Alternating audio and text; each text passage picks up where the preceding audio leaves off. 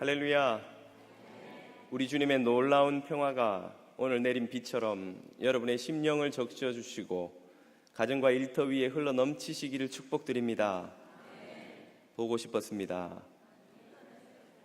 여러분도 보고 싶으셨죠? 안 보고 싶으셨어도 할 수 없습니다. 계속 보셔야 됩니다. 이제 6개월 만에 여러분 앞에 인사드리게 되어서 얼마나 감사하고 기쁜지 모르겠습니다. 제가 교회를 떠나 있는 동안 여러분들이 연락을 주셔서 목사님이 안 계신데도 교회가 참 평안하고 잘 되어 갑니다. 이게 날더러 오지 말라는 소린가, 돌아가야 되나 말아야 되나 고민이 많이 되었는데 다행히 왔더니 책상이 사라지지 않고 그대로 있어서 얼마나 감사한지 모르겠습니다. 오늘 돌아온 기념으로 제가 한턱 쏠 테니까 돌아가시는 길에 오클랜드 베이커리에 가셔서 다들 제 이름 대고 빵 하나씩 드시고 가시기 바랍니다. 우리 앞에 저 있는 분들에게 보고 싶었습니다. 이렇게 한번 인사해 주십시오.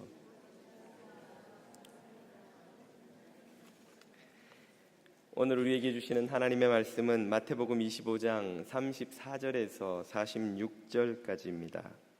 34절에서 46절까지의 말씀을 제가 받들어 읽겠습니다.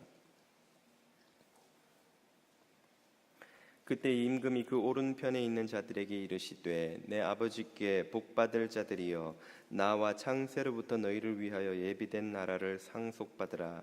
내가 줄일 때에 너희가 먹을 것을 주었고 목마를 때에 마시게 하였고 나그네 되었을 때에 영접하였고 헐벗었을 때에 옷을 입혔고 병들었을 때에 돌아보았고 옥에 갇혔을 때에 와서 보았느니라. 이에 의인들이 대답하여 이르되 주여 우리가 어느 때에 주께서 줄이신 것을 보고 음식을 대접하였으며 목마르신 것을 보고 마시게 하였나이까. 어느 때에 나그네 되신 것을 보고 영접하였으며 헐벗으신 것을 보고 옷 입혔나이까. 어느 때에 병드신 것이나 옥에 갇힌 것을 보고 배었나이까 하리니 임금이 대답하여 이르시되 내가 진실로 너희에게 이르노니 너희가 여기 내 형제 중에 지극히 작은 자 하나에게 한 것이 곧 내게 한 것이니라 하시고 또 왼편에 있는 자들에게 이르시되 저주를 받을 자들아 나를 떠나 마귀와 그 사자들을 위하여 예비된 영원한 불에 들어가라. 내가 줄일 때에 너희가 먹을 것을 주지 아니하였고 목마를 때에 마시게 하지 아니하였고 나그네 되었을 때에 영접하지 아니하였고 헐벗었을 때에 옷 입히지 아니하였고 병들었을 때와 옥에 갇혔을 때에 돌보지 아니하였느니라 하시니 그들도 대답하여 이르되 주여 우리가 어느 때에 주께서 줄이신 것이나 목마르신 것이나 나그네 되신 것이나 헐벗으신 것이나 병드신 것이나 옥에 갇힌 것을 보고 공양하지 아니하더이까.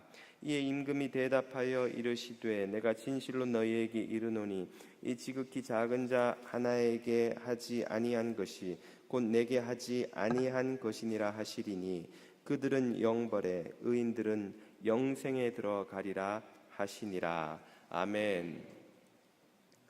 1972년도에 미국의 생태학자 제레미 다이아몬드라는 이가 태평양의 뉴기니 섬을 방문해서 잠시 머물며 연구를 하던 중 하루는 해변을 거닐다가 뉴기니의 정치인인 그 얄리라는 이를 만났습니다. 아마 한국의 피가 좀 섞인 분이 아닐까 싶은데 얄리 얄라숑 이런 6개월 만에 와서 감이 좀 제가 떨어진다는 것도 감안해 주시기 바랍니다. 아무튼 이 얄리라는 정치인이 제레미 다이아몬드를 만나서는 이런저런 질문을 쏟아놓는데 그 중에 한 질문이 제레미의 가슴에 깊이 박혔습니다. 얄리가 묻기를 당신네 백인들은 그 많은 화물들을 만들어 우리 섬에 가지고 들어왔는데 왜 우리 흑인들은 그런 화물들을 만들어내지 못하는 것입니까? 라고 하는 것이었습니다.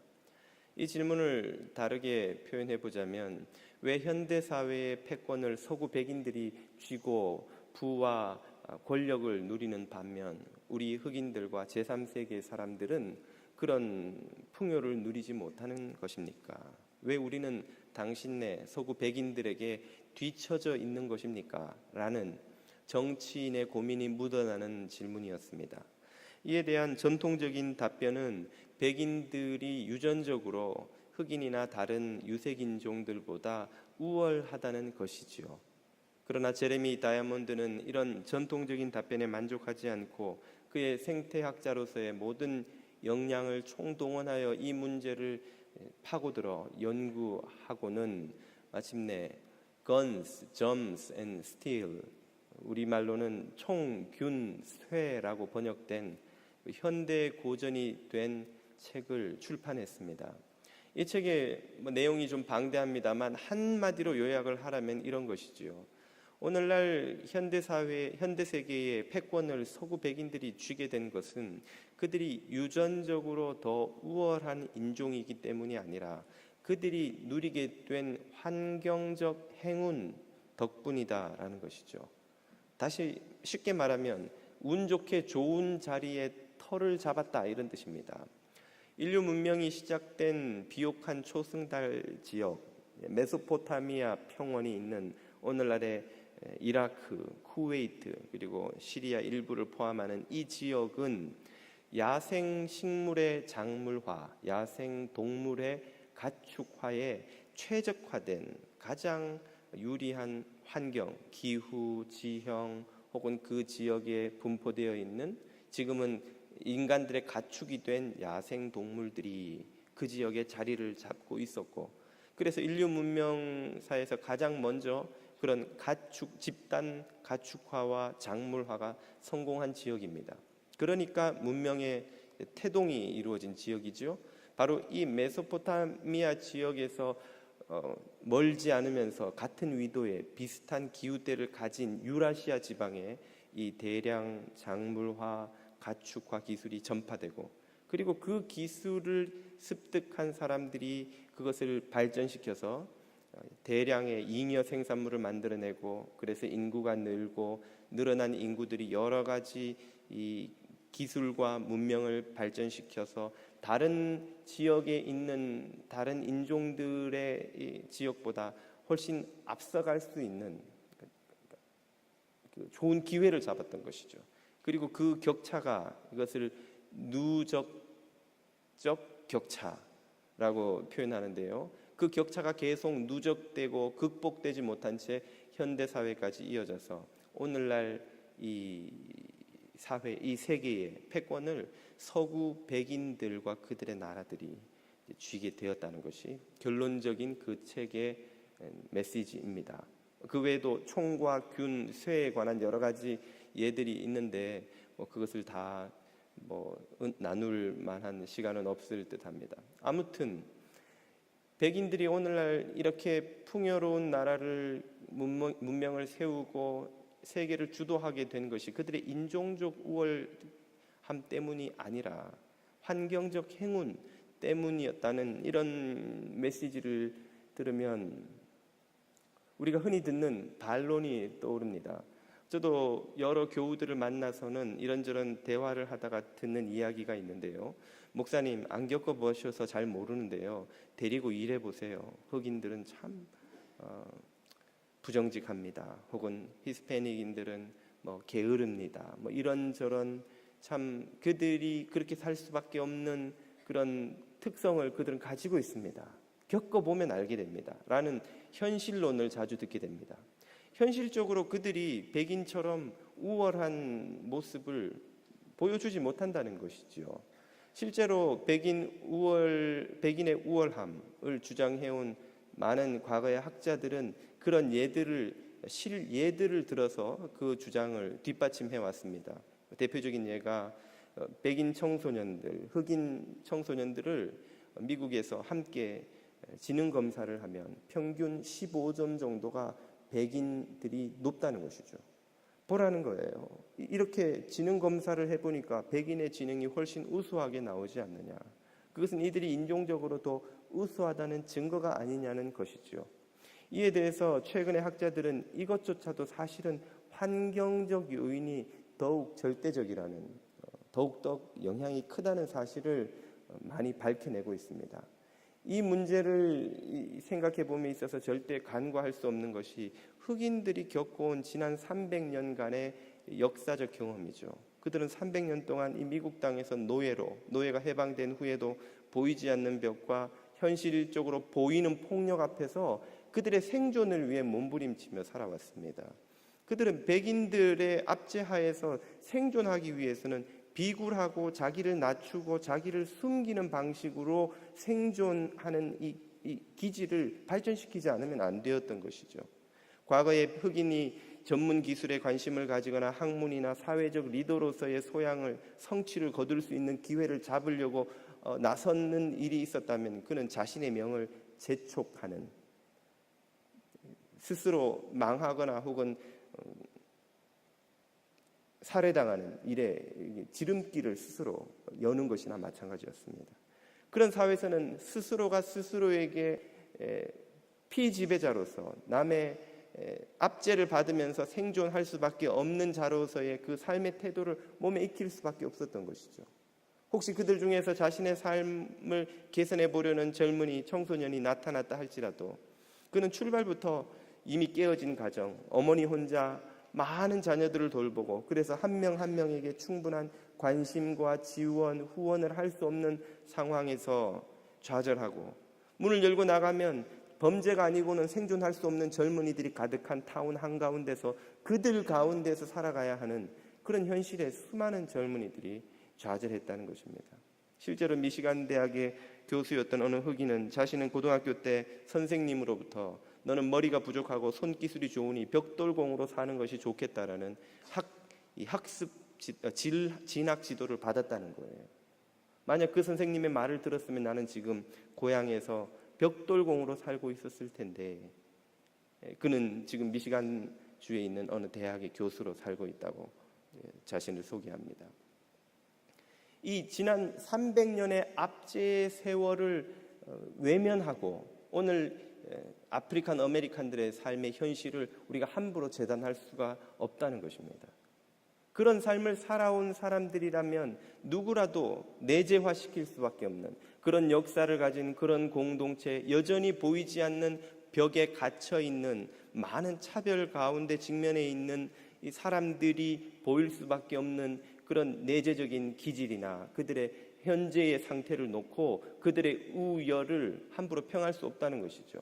이것은 마치 태어나면서부터 맨체스터 유나이티드, 전 세계에서 가장 뛰어난 축구단의 유소년 클럽에 집어넣어서 그 아이로 하여금 좋은 음식을 먹으며 좋은 발육을 경험하게 하고 좋은 코치로부터 전문 지도를 받게 한 아이와 동네에서 고무공 갖고 몇 번 뛰어놀게 한 아이를 나란히 놓고 공차기를 시켜본 후에 이쪽 아이가 훨씬 재능이 뛰어나군요 라고 결론을 내리는 것과 똑같은 것이죠. 이것은 아프리칸 아메리칸들뿐 아니라 히스패닉도 마찬가지입니다. 히스패닉인들은 사실은 아프리칸 아메리칸보다 훨씬 더 긴 역사의 압제와 차별의 시간을 보내고 겪어온 사람들이죠. 그들은 스페인과 포르투갈의 정복 때부터 지금까지 참혹한 학살과 문명 파괴와 차별과 감옥이나 다름없는 이 원주민들의 보호구역 안에서의 철저한 소외를 겪으며 생존해온 사람들입니다. 그런 모든 과거의 역사의 시간들을 외면한 채 지금 현재의 모습만 가지고 어떤 사람들은 부정직하니 게으르니 무슨 성취에 대한 의욕이 없느니 하고 함부로 재단하는 것이 얼마나 신중치 못할 뿐 아니라 공정치 못한 처사냐라는 것입니다. 오늘 왜 이렇게 설교 서두에 긴 인종 이야기를 꺼내는가? 그것은 지금 미국 사회를 충격에 몰아넣고 있는 일련의 사건들 때문입니다. 최근에 휴스턴의 홍수와 북한의 북핵 문제로 많은 미국인들이 염려와 근심을 하고 있습니다만 그보다 더 큰 충격을 던져주고 있는 사건이 일어나고 있죠. 지난 5월부터 버지니아의 샬롯빌에서 시작된 백인 우월주의자들의 시위가 마침내 폭동으로 발전했습니다. KKK단, 네오나치, 새로운 나치를 추종하는 무리들, 중무장한 민병대들이 뛰어다니면서 소리를 지르고 사람들을 위협하며 유색인종들을 몰아내고 죽여버려야 한다고 두려움 없이 꺼리낌 없이 소리를 지르고 마침내는 지난 12일에 한 극우 인종주의자가 차량으로 일으킨 테러에 한 반인종주의 시위대에 한 사람이 목숨을 잃고 몇 사람이 다치는 일이 벌어졌죠. 피해자의 규모만 보면 다른 재난들보다 별로 대수롭지 않은 일처럼 보일지 모르겠으나 이 현대사회의 민주주의의 참 천병이라고 하는 미국 사회에서 벌어졌다는 이 인종주의 테러의 그 원인과 과정을 놓고 참 미국인들이 충격을 받지 않을 수 없는 것입니다. 과거의 시위와 이 시위대가 다른 점은 그들이 두려워하지 않는다는 거예요. 과거에는 KKK단이 다 허연 두건을 쓰고 자신이 누군지를 숨기면서 테러를 저질렀다면 이제는 두건을 벗어던지고 당당히 TV 카메라 앞에 나와서 자신의 총을 자랑하면서 자신이 무슨 짓을 할 것인지 나치의 구호를 외치며 유색 인종들을 죽이고 몰아내야 한다라는 말을 거리낌 없이 하고 있는 것입니다. 왜 그들은 두려움 없이 이렇게 당당하게 이 사회에 자신들을 드러내고 있는 것일까요? 그것은 그들 스스로도 인정하듯이 이 미국 사회의 최고 권력의 비호를 받고 있기 때문입니다. 그들이 스스로 트럼프가 자신들의 편이라고 말하죠. 그리고 실제로 트럼프는 잠시 여론에 밀려 주춤하는 듯 했으나 결국은 그들을 옹호하는 발언을 함으로써 그의 본심이 무엇인지를 그들에게도 우리에게도 다 보여주었습니다. 지난 25일에 온 미국이 휴스턴 홍수 때문에 난리가 나 있는 상황에서 트럼프 대통령은 아랑곳하지 않고 애리조나주의 한 악명 높은 인종주의적 행위로 재판 중에 있는 보안관을 사면한다는 발표를 하였습니다. 그는 법원의 금지 명령에도 불구하고 오랜 시간 동안 집중적으로 히스패닉계만 집중 검문하여서 그들 중에 서류 미비자들을 골라내어 애리조나주에 있는 텐트로 만들었다는 어느 감옥에 가두고 그들을 학대한 혐의를 받고 있습니다. 애리조나주 여행을 가보신 분들은 아실 텐데요. 여름에 애리조나주를 차로 지나가면 5분을 한가운데 지나가는 것과 똑같습니다. 차문을 열고 나올 수가 없어요. 너무 뜨거웠어. 그냥 도로 위에 서 있기만 해도. 그런 곳에 텐트를 쳤으니 낮에 그 더위는 어떻겠습니까? 밤에 사막의 추위는 또 어떠할까요? 그곳에서 제대로 된 위생시설이나 화장실도 갖추어지지 않은 곳에 갇혀서 하루 두 끼를 마치 짐승이 먹는 음식을 그것도 부족한 양으로 죽지 않을 만큼만 먹으면서 오랫동안 히스패닉계 이민자들이 그곳에서 학대를 받아왔습니다.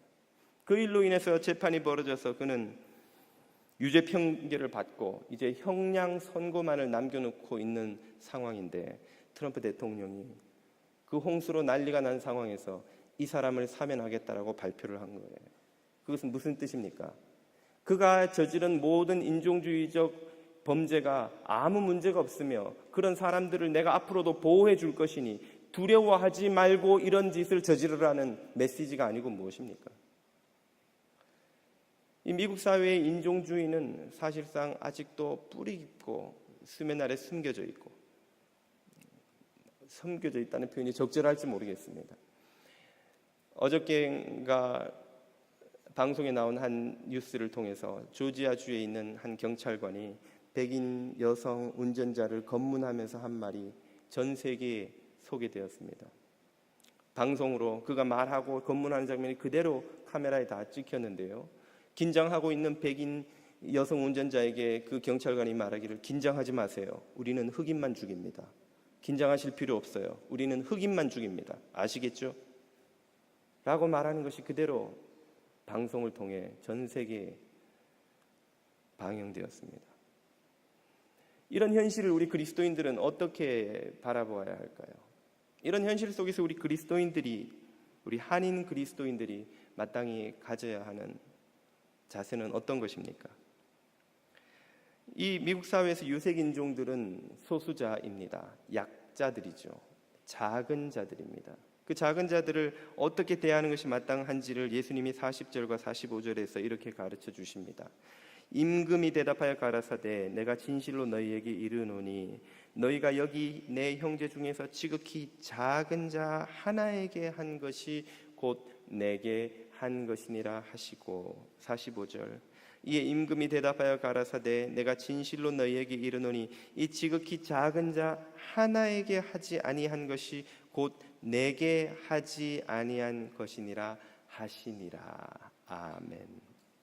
적용하자면 오늘 이 미국 사회에서 작은 자인 유색인종들에게 대하는 것이 곧 예수님을 대하는 것이라는 말씀이죠. 우리가 만약 아프리칸 아메리칸들을 마음으로 무시하고 멸시하는 태도를 가지고 있다면 그것은 예수님을 무시하고 멸시하는 것입니다. 우리가 히스패닉계 형제들을 멸시하고 혹은 차별하고 소외시키는 일이 있다면 그것은 곧 예수님을 소외시키고 멸시하는 것이죠. 그들이 멸시받고 차별받을 때 예수님은 그곳에서 함께 눈물 흘리며 멸시를 당하십니다.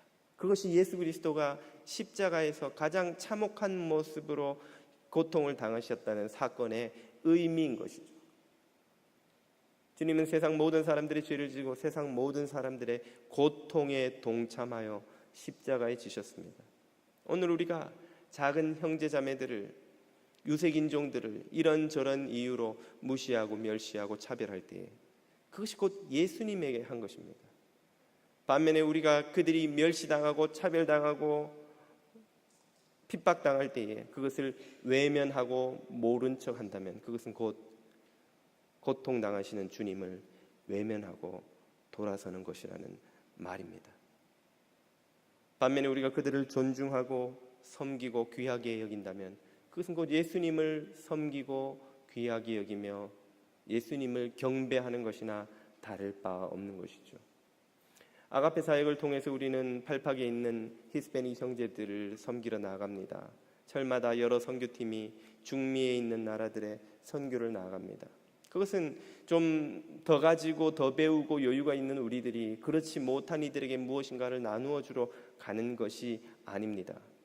그것은 곧 작은 자들, 외면받는 자들, 소외받는 자들과 함께 하시는 주님을 만나러 가서 주님을 섬기러 가는 것임을 여러분 믿으시기를 바랍니다. 제가 예전에 한국에서 어느 교회를 섬길 때 한 중년의 남자가 술에 거나하게 취해서 교회를 찾아왔습니다. 하나님을 좀 만나게 해주세요. 하나님을 좀 만나게 해주세요. 아마 뭔가 참 가슴 아프고 힘든 일이 있었든지 그는 교회에 와서 하나님을 만나고 싶다는 거예요. 술은 드시지 않았지만 여러분 중에도 하나님을 한번 만나보고 싶다는 분들이 계실지 모르겠습니다. 그렇다면 그 답은 이것입니다. 바로 우리 곁에 있는 작은 자들의 모습 속에서 그들과 함께 하시는 주님을 만나는 것입니다. 우리가 작은 자들 속에서 주님을 발견하지 못한다면 세상 어디에서도 주님을 만날 수 없다는 사실을 알아야 합니다. 우리가 작은 자들을 통해 주님을 만나려 하지 않는다면 주님도 우리를 만나려 하지 않으실 것이라는 사실을 우리는 깨달아야 합니다. 오늘 이 이민사회를 살아가는 우리 한인들이 얼마나 참 이중적인 모습으로 살아가는지요. 우리도 사실은 차별을 경험하는 유색인종으로 차별을 경험할 때면 분개하고 화가 나고 어떻게 이런 대우를 당하는지 견딜 수 없어 합니다만 돌아서서 우리는 또 다른 유색인종들을 차별하고 멸시하고 무시합니다. 우리도 당하는 그 가슴 아픈 일을 또 다른 어떤 유색인종들을 향해 손가락질을 하는 것이죠. 사실상 우리는 이 이민사회에 무임승차한 사람들이나 마찬가지입니다. 과거에 미국에서 유색인종들이 겪었던 고초를 생각하면 우리가 지금 누리고 있는 자유와 이 복지는 상상할 수 없는 것이죠. 그러나 이것이 누구의 희생으로 얻어낸 것입니까? 마틴 루터 킹 목사의 순교를 비롯한 아프리칸 아메리칸들의 숱한 차별과 폭력에 저항하는 그 희생으로 오늘 이 자유와 이 복지를 누리게 된 것임에도 불구하고 미국의 이 민권운동 역사에서 아시안들, 특별히 한인들은 거의 기여한 바가 없습니다. 우리는 그들의 희생의 대가로 얻은 이 자유와 복지를 거저 무임승차하여 누리고 있음에도 불구하고 아프리칸 아메리칸들에 대한 존중이나 고마움의 마음이 없습니다. 오히려 그들을 이런저런 이유로 무시하고 멸시하죠. 우리는 얼마나 우리도 유색인종이면서 우리들의 눈이 아닌 백인들의 눈으로 사람들을 바라보는지요. 여러분, 백인 사위는 뭐 쏘쏘겠으나 아프리칸 아메리칸 사위가 오면 어떤 반응을 보이십니까? 혹시라도 자녀들이 그런 사위 며느리를 데리고 올까 봐 얼마나 긴장하시는지요. 우리 마음속에는 백인의 눈이 숨어 있습니다. 하얀 것을 사대하는 사대주의가 숨어 있습니다. 우리 그리스도인들은 어떤 눈을 가지고 사람들을 바라보아야 합니까? 부모의 눈에는 어떤 자녀도 하나 예외 없이 다 이쁩니다. 우리 평화는 평화대로 이쁘고 사랑이는 사랑이대로 이쁘고 진리는 진리도 이쁘겠죠, 어딘가는. 그래도 부모 눈엔 다 이쁜 거예요. 하나님의 눈으로 볼 때에 모든 인종, 모든 색깔의 사람들이 다 귀한 것입니다. 제가 아는 친구 선교사님이 케냐에서 사회 가시는데 한 10년쯤 하시고는 책을 한 권 썼어요. 책 제목이 검은 것이 아름답다. 10년을 케냐에서 섬기며 살다 보니까 검은 피부의 그 케냐 사람들이 얼마나 이쁜지, 그러다 갑자기 백인들이 한 번씩 나타나서 보면 이 사람 이상하게 생긴 거예요. 뭐 해가지고 저 멀게서 저런 병든 사람처럼 저렇게 못생긴 사람이 있는가. 거기서 살아보니까 검은 것이 아름답더라는 거예요. 우리는 너무나 서구화된 사고방식, 눈을 가지고 백인들이 보는 방식으로 이 세상을 보고 있습니다. 하나님의 눈으로 보아야 할 줄로 믿습니다. 하나님의 눈으로 보면 하얀 것도 아름답고 까만 것도 아름답고 누런 것도 아름답습니다. 얼마나 아름다운지요. 믿으시기 바랍니다. 하나님의 눈으로 보면 비로소 세상 모든 사람들의 존귀함이 보입니다. 하나님의 눈으로 볼 때라야 우리는 그들의 진정한 가치를 발견할 수 있습니다. 우리가 얼마나 이 하나님의 눈을 가져야 할지요.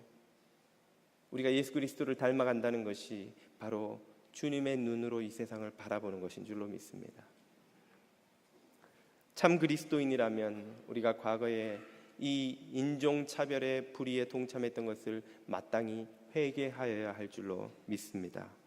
불의에 침묵으로 동조해온 것을 이제는 거부해야 할 줄로 믿습니다.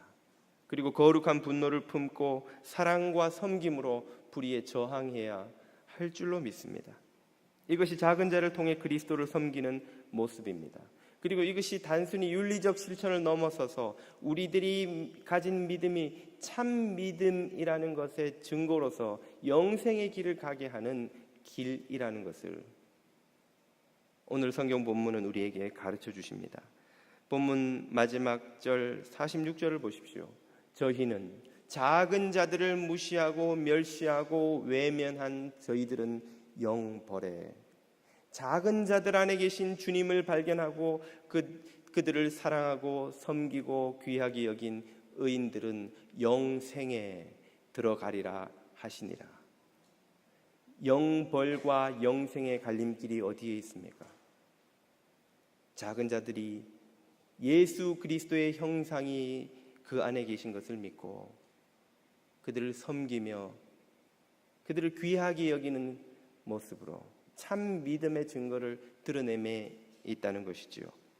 오늘 이 땅의 작은 자들을 통해 예수 그리스도를 섬기시고 영생의 길을 가는 주님의 아들 딸들 다 되시기를 축복드립니다. 기도드리겠습니다.